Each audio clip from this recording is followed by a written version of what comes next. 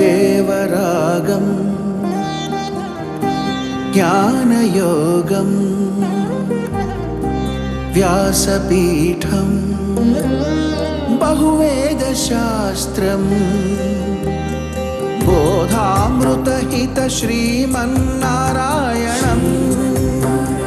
శివగౌరీ సంభాషిత సకల పురాణం అష్టాక్షరి పంచాక్షరి మంత్రావరణం అఖిల దేవతా సంస్తుతి పారాయణం జయమంగళకరమీ ప్రవచన శ్రవణం అనుదినము శుభము సుఖము జీవనగమనం దేవరాగం జ్ఞానయోగం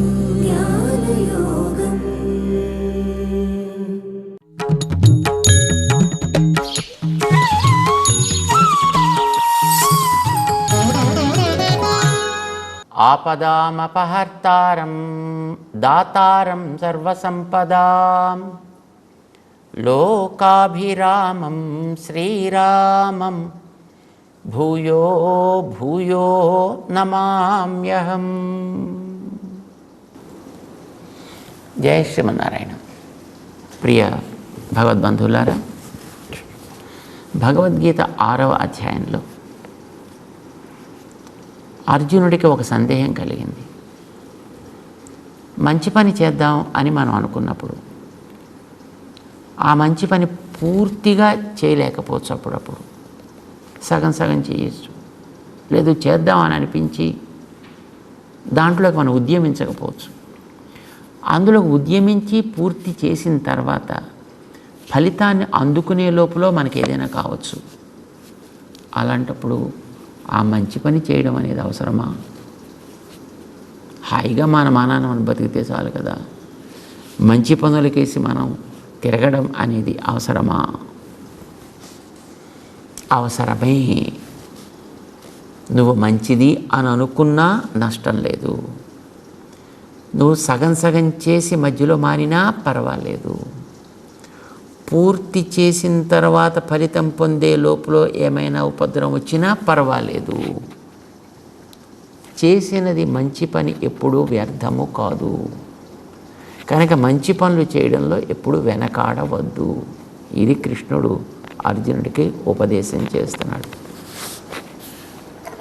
సాధారణంగా మన దృష్టిలో మంచి పనులు అంటే ఏదో వీడికి ఉపకారం చేయడం, వాడికి ఉపకారం చేయడం, ఇవి మన దృష్టిలో మంచి పనులు. తనకి తాను ఉపకారం చేసుకోవడం అన్నిటికంటే మంచి పని. తనకి తాను ఉపకారం చేసుకోవడం అంటే నేనెవడిని అనేది తెలుసుకోగలిగితే అంతకంటే గొప్పది మరొకటి అవసరం లేదు. ఏదా స్వార్థం కదండి, అది స్వార్థంలాగా కనిపిస్తుంది, కానీ అదే అవసరము. ఏమిటి అది? తనని తాను తెలుసుకోవడం అనంటే తాను దేహం కాదు, దేహం కంటే వేరుగా దేహము లోపల ఉండేటటువంటి జీవ విశేషం. ఈ జీవుడు అనేవాడు భగవంతుడి యొక్క ఆధీనంలో ఉండేవాడు. దేహం కూడా భగవంతుడు ఆధీనంలోనే ఉండేది. నా దేహం, దేహం కలిగిన నేను, ఇవి రెండూ భగవంతుడికి చెందిన వస్తువులు. అయితే ఇవి రెండూ భగవంతుడి యొక్క దివ్యమంగళ విగ్రహంలో ఒక భాగము. నా గురించి తెలియడం అంటే అదే కదా. నేను భగవంతుడి యొక్క దేహంలో ఒక చిన్ని భాగము.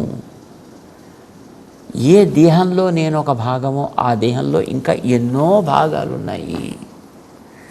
కనుక నేను అన్ని భాగములతోటి కలిసి ఉండాలి. అన్ని భాగముల యొక్క బాగు కోసం నేను ప్రయత్నం చేయాలి. ఏ భాగానికి కష్టం కలిగినా నేను స్పందిస్తా, ఏ భాగానికి సుఖం కలిగినా నేను ఆనందిస్తా. ఇది నిజమైన తనని గురించిన జ్ఞానం కలగడం అంటే. నా గురించినటువంటి జ్ఞానం ఆత్మజ్ఞానం అనంటే నేను జీవుణ్ణి లేక నేను జ్ఞానం కలవాణ్ణి అని తెలిస్తే పూర్తి తెలివి కాదు. నేను అనేదాన్ని అంటే ఆత్మని గురించి తెలియడం అని అంటే ఈ ఆత్మ ఎవరు, ఎవరికి చెందినది, ఎలా పనిచేస్తుంది, దేంతో కలిసి ఉంటుంది, తను చేసే ప్రతి ప్రవృత్తి దేనికి చెందుతుంది, ఇదంతా తెలిస్తేనే ఆత్మ గురించి తెలియడం అంటే. అంతేకాని నేను శుద్ధ బుద్ధ స్వరూపము అని తెలిస్తే అది తెలివి అని అనరు. ఇప్పుడు ఒక పిల్లవాడు ఒక కుటుంబంలో తన గురించి తాను తెలుసుకోవడం అంటే ఏమిటండి? అంటే నా పేరు ఫలానా, నా కుటుంబం ఫలానా, మా తండ్రి ఫలానా, మా తల్లి ఫలానా, నా అక్క ఫలానా, నా చెల్లెలు ఫలానా, నా అన్న ఫలానా, నా తమ్ముడు ఫలానా, మా అమ్మగారి తమ్ముడు ఫలానా, మా నాన్నగారి అన్నయ్య ఫలానా, మా నాన్నగారి చెల్లెలు ఫలానా, మా అమ్మగారి తమ్ముడు ఫలానా, వాళ్ళ కుటుంబం ఇవన్నీ తెలిస్తే కదా తన గురించి దాన్ని తెలియడం అంటే కుటుంబంలో. లేదు కేవలం నేను ఒక్కడిని తినాలి, తిరగాలి, నిద్రపోవాలంటే వాడికి తెలియడం వాడి గురించి కుటుంబంలో కాదు. ఒక వ్యక్తి తన గురించిన సమగ్రత అనంటే తను తన చుట్టూ ఉండేటటువంటి నెట్వర్క్ అంతటిని గురించిన అవగాహన కలిగి ఉండుట. సో ఆల్సో ఒక జీవుడికి కూడా తన గురించినటువంటి జ్ఞానం పరిపూర్ణంగా కలగడం అనంటే నేను స్వతంత్రుణ్ణి కాను, నేను భగవంతుడి ఆధీనమైన వాడిని, భగవంతుడు నడిపిస్తే నడిచేవాడిని, భగవంతుడు ఇస్తే దేహంలో ఉన్నవాడిని, ఈ దేహాన్ని ఒక పర్పస్ కోసం ఇచ్చాడు, ఈ కలిగినటువంటి దేహాన్ని నన్ను నడిపే వాడి యొక్క సంబంధం కలిగినదే ఈ ప్రపంచం అంతా.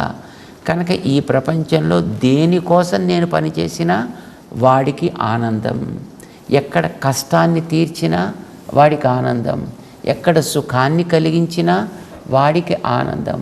అది ఎలా కలిగించాలి అని వాడు ఆదేశించాడు. కనుక వాని ఆదేశమైనటువంటి శాస్త్రానికి తగినట్లుగా ప్రవర్తించగలగడమే నేను చేసే పని. అది కూడా చేసే శక్తినిచ్చేవాడు ఆయనే. కనుక తదర్పణ బుద్ధ్యా నేను నా జీవితాన్ని సాగించాలి. ఇది తెలిస్తే వీడు తన గురించి తెలుసుకున్నట్టు లెక్క. ఇది కాకుండా వీడికి ఏది కలిగినా అరకొర జ్ఞానం కలిగినట్టు. ఇది కలిగితే వాడు చేసే ప్రతి పనికి యోగమని పేరు. ఇప్పుడు వీడికి కలిగిన జ్ఞానాన్ని ఆత్మసామ్య జ్ఞానము అని అంటాం. అంటే నేనెట్లా ఆ భగవంతుడి యొక్క దేహంలో ఒక అంగము, ఈ కనిపించే ప్రాణికోటి అంతా అట్లాంటి అంగములే. కనుక ఏ అంగము మరొక అంగాన్ని హింసించే ప్రయత్నం చేయదు. No terrorism will be there, ఉండదు. ఎక్కడైనా ఒకటి అట్లాంటి వాడు ఉపద్రవకారకుడైతే వాడిని అణిచి పారవేసి మిగతా దాన్ని సుఖంగా ఉంచాలి. దేహంలో ఎక్కడైనా ఒక భాగానికి యాప్సెస్ కలిగితే ఏం చేస్తారు? దాన్ని తీసి మిగతా దేహాన్నంతటిని సురక్షితంగా అట్టపెట్టడం మనకి తెలుసును కదా. అలానే ఈ దేహంతో నేను చేయాల్సిన పని ఇలాంటిది. ఏమవుతుంది దానివల్ల? ఇప్పుడు ఏర్పడ్డ కర్మబంధం తొలగి నేను నా స్వరూపాన్ని సాక్షాత్కరించుకోగలుగుతా. ఇప్పుడు నా స్వరూపాన్ని సాక్షాత్కరించుకోవడం అంటే ఏమిటో మళ్ళీ కొంచెం పైన తెలుస్తుంది మనకి. 7వ అధ్యాయం దగ్గరికి తెలుస్తుంది. ఇప్పుడు మొదలు నేనంటే ఏమిటో తెలుసుకోవడం చెప్తున్నాడు మనకి. అర్జునుడికి దాన్ని ఉపదేశం చేస్తున్నాడు ఆయన. యోగాన్ని అభ్యాసం చేయవయా, దానికి కావలసినట్టుగా మనస్సుని నువ్వు ప్రిపేర్ చేసి పెట్టు. మనసుకి ఆత్మ అని పేరు. దాన్ని క్రమబద్ధం చేస్తే అది ఆత్మ సంయమం అవుతుంది. ఈ ఆత్మ సంయమం అనేటటువంటిది నువ్వు చెయ్యి. ఇది చెప్పాడు ఆయన అర్జునుడికి. అయితే ఇది చేయడానికి కావలసినటువంటి సాధన చెప్పాడు. ఎన్ని రకాలుగా ఉంటాడో చెప్పాడు. 4 దశల్లో చెప్పాడు. మరి కలిగితే దానికి ఉండే గొప్పతనం ఏమిటి? స్వయోగస్య మాహాత్మ్యం ఏమిటి? ఇది చెప్తున్నాడు భగవంతుడు 6వ అధ్యాయంలో చివరికి వచ్చిన తర్వాత 40వ శ్లోకం దగ్గర నుంచి అర్జునుడు వేసిన ప్రశ్నకి సమాధానం చెప్తూ. అర్జునుడు వేసిన ప్రశ్న ఏంటి అంటే కృష్ణ, మనసుని కంట్రోల్ చేయడం చాలా కష్టమయ్యా. నువ్వు చెప్పినట్లుగా యోగం చేయడం అనేటువంటిది కూడా నాకు అంతగా సులభం అని అనిపించట్లేదు. ఎందుకంటే ఇది ఆరంభం చేస్తాను, చేసిన తర్వాత మధ్యలో ఎక్కడో జారిపోయాను అనుకో, ఆరంభం చేసి సగం దాకా వెళ్ళాక జారిపోయాను అనుకో, ఆరంభం చేసింది పూర్తి చేసి ఫలితం అందుకోకుండా జారిపోయాను అనుకో, దేహంలోంచి పోయాను అనుకో, చేసినంత వ్యర్థమైపోదా? ఇది ప్రశ్న వేశాడు ఆయన. దానికి సమాధానం చెప్తున్నాడు శ్రీకృష్ణుడు. కాదు, మంచి పని అనేది ఎంతెంత చేస్తే అంతంతే ఫలితం ఇస్తుంది.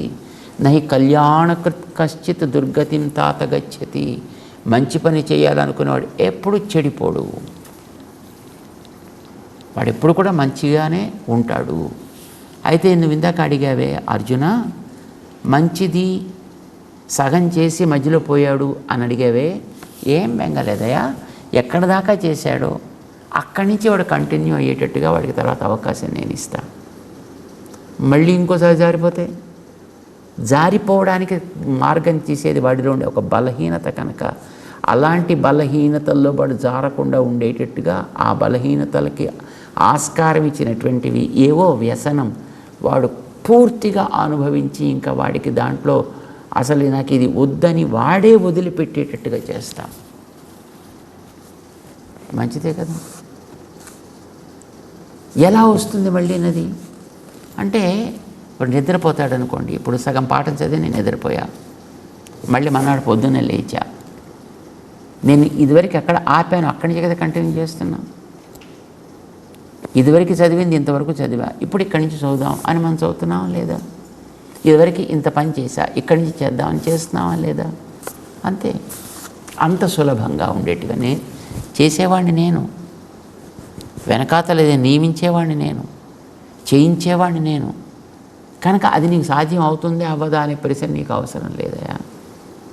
ఇదివరకు నువ్వు 47 చేసావు, 48 దిగ్గించి నీకు అది చేసేట్టుగా ఈ వెనకాత 47 నువ్వు మర్చిపోకుండా ఉండేట్టుగా నేను చేస్తాను. ఇప్పుడు మనం పరీక్షలు రాసేటప్పుడు టెక్స్ట్ పుస్తకాలు పట్టుకుని చదువుతామండి. రాత్రి అంతా చదివి పడుకొని పొద్దున లేరు అన్నీ మర్చిపోవచ్చు, జ్ఞాపకం ఉండకపోవచ్చు. కానీ అట్లా మరపు రాకుండా ఉండేట్టు నేను చేస్తా. ఇప్పుడు ఈ శరీరంలోంచి పక్క శరీరంలోకి కొత్త శరీరంలోకి వెళ్ళిన తర్వాత ఏ శరీరంలోకి పోతామో తెలియదు, అప్పుడు మళ్ళీ ఎలా ప్రవర్తిస్తామో మనకి తెలియదు కదా. మామూలుగా అయితే అంతే అవుతుంది. ఇప్పుడు ఈ శరీరంలో నేను ఎన్నో కొన్ని పనులు చేసినా ఇది వదిలి మళ్ళీ నెక్స్ట్ శరీరం ఏమొస్తుందో తెలియదు, ఎలా ప్రవర్తిస్తామో తెలియదు. అది కదా ప్రమాదం. ఇప్పుడు ఇవాళ మానవ శరీరంలో ఉన్నాం, దీని తర్వాత మళ్ళీ వచ్చేమో శరీరం వస్తే అందులో మళ్ళీ ఏం చేస్తామో మనకేం తెలుసును, అందులో మళ్ళీ ఎన్ని పెంచుకుంటామో ఏం తెలుసును, ఇందులోది మనకి ఎక్కడ జ్ఞాపకం ఉంటుంది, ఇలాంటి భయం ఉంటుంది. ఈ ప్రపంచానికి భారతము అని పేరు తెప్పించడానికి కారణమైనటువంటి పాలకుడు మహారాజు భరతుడు, ఋషభుడి వంశస్థుడైన ఆయన వల్ల ఈ భూమికి అంతటికి భారతం అని పేరు వచ్చింది. భరతుడు పాలించినది కనుక భారతమైంది. ఒక ఖండం కాదు, అన్ని ఖండాలని, ఒక ద్వీపాన్ని కాదు, అన్ని ద్వీపాలని, ఒక సముద్రం కాదు, అన్ని సముద్రాలని కలిగినటువంటి భూమిని పాలించాడు ఒకనాడు ఆయన. ఆ సంబంధం చెప్పుకొని గర్వించారు అందరూ కూడా. మేమంతా భారతులము అని పొంగిపోయారు. చాలా మహానుభావుడు, గొప్పవాడు. కానీ యోగాభ్యాసం చేస్తూ చివరికి జీవితంలో అంతిమ చరణానికి వచ్చిన తర్వాత ఒక లేడీని తలుచుకుంటూ అది కూడా జాలితోటే. ఇప్పుడు తన స్నానానికి వెళ్ళాడు, గర్భవతిగా ఉండే లేడి కొట్టుకొస్తోంది, అవతల నీళ్లు తాగాలి అని అది యాక్చువల్ నీళ్ళలోకి దిగపోయింది. కానీ ఇంతలో సింహం గర్జించింది అవతలి గట్టున, భయం వేసింది, దూకింది, పాప నీళ్ళలో పడిపోయింది. తన శిశువు బయటకు వచ్చేసింది, తను ప్రాణం వదిలిపెట్టింది. శిశువు అప్పుడే పుట్టింది, ఏం చేయాలో తోచదు దానికి, ఏం చేయాలో తెలియదు, తల్లి లేదు. అయ్యో జాలేసింది. దాన్ని జాగ్రత్తగా పట్టుకొచ్చి దాన్ని పెంచుతూ నేను లేకపోతే దీన్ని చూసేవాడెవ్వడు, ఇతని చివరి క్షణంలో వచ్చేసాడు. కానీ అయ్యో నేను లేకపోతే దీన్ని ఎవడు చూస్తాడో కదా అనుకుంటూ పాపం ప్రాణం వదిలిపెట్టాడు. చివరి క్షణపు స్మరణ తర్వాత జన్మకి నాంది పలుకుతుంది కనుక ఆ లేడీనే తలుచుకుంటూ పాపం ప్రాణం వదలడం చేత మళ్ళీ తను కూడా లేడీగా పుట్టాల్సి వచ్చింది. అతనికి పాత స్మరణ పోకుండా ఉండేట్టు నేనే చేసి పెట్టాను. లేడీ జన్మలో ఉన్నా ఇంత చేసి ఇలా వచ్చానే అనే స్మరణ చేత అతి అల్పకాలంలోనే ఆ లేడీ దేహాన్ని కూడా ఆయన వదిలిపెట్టి తర్వాత మళ్ళీ ఒక పిల్లవాడై పుట్టి మనిషిగా భరతుడనే పేరు పెట్టారు అతనికి. కానీ అతను యోగ సిద్ధి కలిగినటువంటి మహనీయుడు. ఇదివరకు ఉండే యోగం వాళ్ళలో పోలా. అంచేత సిద్ధి కలిగిన వాడు కనుక ఏ ఇతర ప్రవృత్తిలోకి వెళ్ళినా మళ్ళీ దాంట్లో తగులుకుంటామని అది లేకుండా తను ఉండేవాడు. అది చూసి మిగతా వాళ్ళు అతనికి జడుడు అని పేరు పెట్టారు. జడ భరత అయింది అతని పేరు. రహుగణుడు అనే రాజుకి తత్వోపదేశం చేస్తాడు ఆయన. అద్భుతమైన తత్వాన్ని ఉపదేశం చేశాడని పరాశర మహర్షి రాస్తాడు ఆయన గ్రంథంలో శ్రీ విష్ణు పురాణంలో. ఇదివరకు ఎంత జ్ఞానం ఉందో ఆ జ్ఞానం యథాతథంగా ఎక్కడ మరపు రాకుండా ఎక్కడ పోకుండా కరప్ట్ కాకుండా ఉండేట్టుగా నేను చేసే అతనికి. ఇలాంటి వాళ్ళు ఎంతోమంది ఉన్నారయా. కనుక నీకు ఆ భయమే అక్కర్లేదు. ఇదివరకు ఎక్కడైతే ఉందో పూర్వాభ్యాసేన తేనేవ హ్రియతే హి అవశోపి సహా. చేసింది ఎప్పుడు కూడా వ్యర్థం కాదు. కనుక సగంలో భ్రష్టుడైతే భ్రష్టుడు కావడానికి దారి తీసిన వాటి యందు వాడికి ఆశ తీరేంతవరకు అనుభవింపచేసి ఇంకొకసారి అట్లాంటి వాటిలో జారణ అవసరం లేకుండా చేసి అప్పుడు ఎక్కడ ఆగిందో అక్కడి నుంచి కంటిన్యూ అయ్యేటట్టు నేను చేయిస్తాను అని ఒక సాధన చెప్పాడు. అలా వచ్చిన తర్వాత వాడేం చేశాడు? తత్ర తం బుద్ధి సంయోగం లభతే పౌర్వదైహికం. ఇదివరకు దేహంలో ఉండేటప్పుడు ఏం చేశాడో అది వీడికి మరపు రాకుండా అది ఎక్కడి దాకా సాగిందో ఆ తర్వాత నుంచి బుద్ధి సంయోగం లభతే. దాంట్లో ఆ కనెక్టివిటీ పోకుండా ఉండేట్టు నేను చేస్తా వాడికి. ఇంకా వాడికి బెంగే ఉంది. యత తేజ తతో భూయ సంసిద్ధవు. తిరిగి వాడు ఇదివరకు ఎక్కడ ఆపాడో అక్కడి నుంచే కంటిన్యూ చేస్తాడు. అంచేత ఇంకా వాడికి ఏమీ ఇబ్బంది అయితే వాడికి రాదు. ఇంకా నువ్వు ఇందాక ఇంకోటి అడిగావే 99 దాకా చేశాడు, ఇంకా ఫలితం చేతికి వచ్చేసేది ఇంతలో అయిందన్నావు కదా. సో అలాంటి వాడికి కూడా అది పక్వమైనటువంటి కుటుంబంలో పుట్టి ఫలితాన్ని అనుభవించగలిగేట్టుగా వాడికి చేస్తాను. ఇదివరకు వాడు అభ్యాసం చేశాడని పూర్వాభ్యాసేన తేనేవహి హ్రియతే అవశః. ఇదివరకు వాడు అక్కడ దాకా అలా వచ్చి ఉంది. చూడండి, కొంతమంది పిల్లల్ని మనం చూసుంటాం. ఆ మధ్యన ఎక్కడో ఒక చోటు చూపించారు, 2 ఏళ్ల పిల్లాడు. వాడు కూర్చుని పెద్ద డ్రమ్ పెట్టుకుని ఇటు అటు 300 మందిని మొత్తం ఆర్కెస్ట్రా పెట్టుకుని వాడు నడిపిస్తున్నాడు. వాడు ఇలా తిప్పుతున్నాడు, కొడుతున్నాడు, ఎక్కడి నుంచి వచ్చింది వాడికి అది? పూర్వాభ్యాసేన తేనేవహి హ్రియతే అవశః. ఇదివరకు ఉంది వాడికి, ఆ దేహం పోయింది. ఈ దేహంలో అది కంటిన్యూ అయ్యేట్టు చేశాను. ఎట్లా? దేహంతో కనెక్టివిటీ కాదు అది.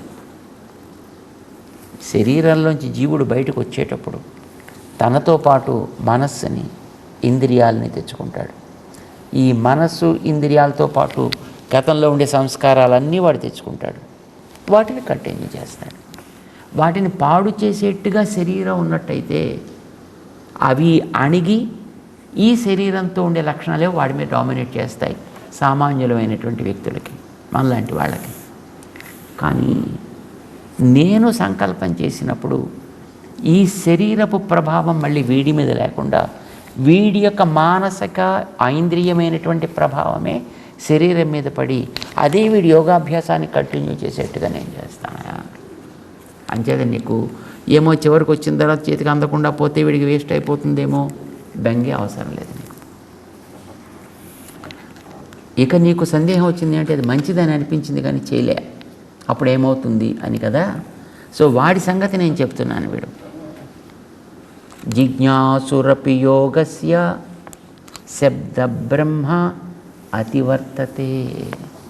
వాడు జిజ్ఞాసు, అంటే మంచిదని తెలుసుకున్నాడు, చేయబుద్ధి అవ్వలేదు, వాడు చేయలేదు, యోగంలోకి వాడు రాలా, కానీ పోయాడు ఇంతలో. అప్పుడు కూడా వాడికి ఏం నష్టం లేదయ్యా, వాడు యోగం మీద రుచి అంటూ కలిగింది కనుక రుచి కంటిన్యూ చేసే బాడీ వాడికి ఇస్తాను. శబ్ద బ్రహ్మ అతివర్తతే. శబ్ద బ్రహ్మం అంటే ప్రకృతి. తర్వాత అధ్యాయంలో చెప్తారు, మమయోనిర్ మహద్బ్రహ్మ తస్మిన్ గర్భం దధామి. భగవంతుడు చెప్తున్నాడు, ఈ ప్రాణికోటికంతటికీ కారణమైనటువంటి మహత్ బ్రహ్మ, గొప్పదైనటువంటి ఈ ప్రకృతి అంతా మమ, నాది. దాంట్లోకి జీవుణ్ణి ప్రవేశపెట్టేవాడిని నేనే చెప్పాడు.